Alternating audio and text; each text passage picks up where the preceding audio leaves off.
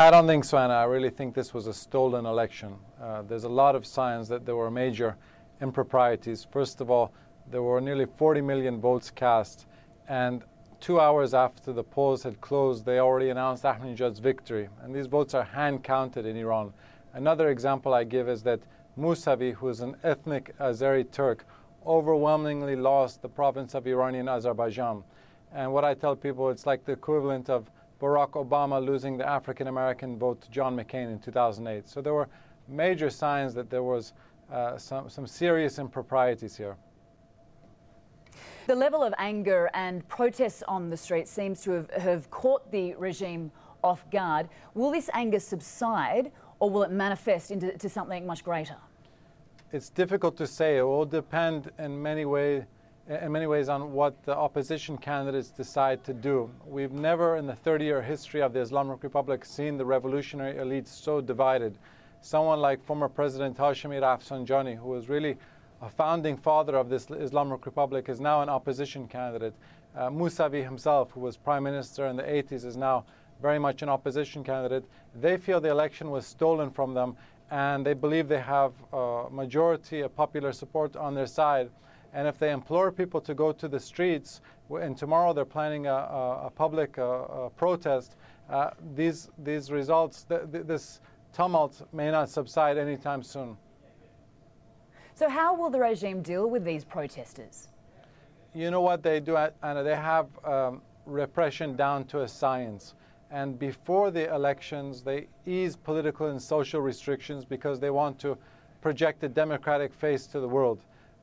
At times like this, though, when there's rallies that are kind of getting out of hand, they usually show overwhelming force to nip it in the bud.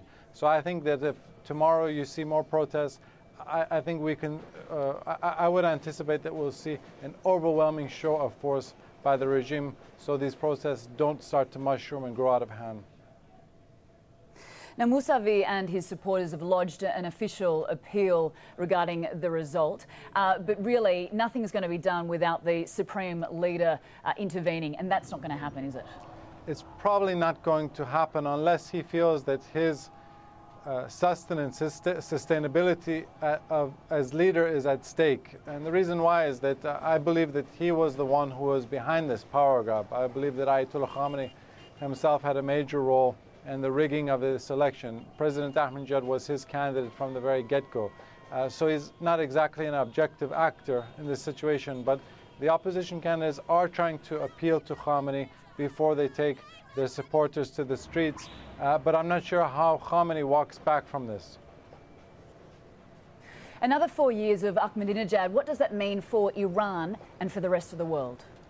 I fear the results are quite disastrous. I fear that in terms of the U.S.-Iran relationship, Ahmadinejad's mere presence could well serve as an insurmountable obstacle to confidence building with the United States, given the fact that he presses the worst possible buttons in the context of domestic U.S. politics with his denial of the Holocaust and belligerence toward Israel.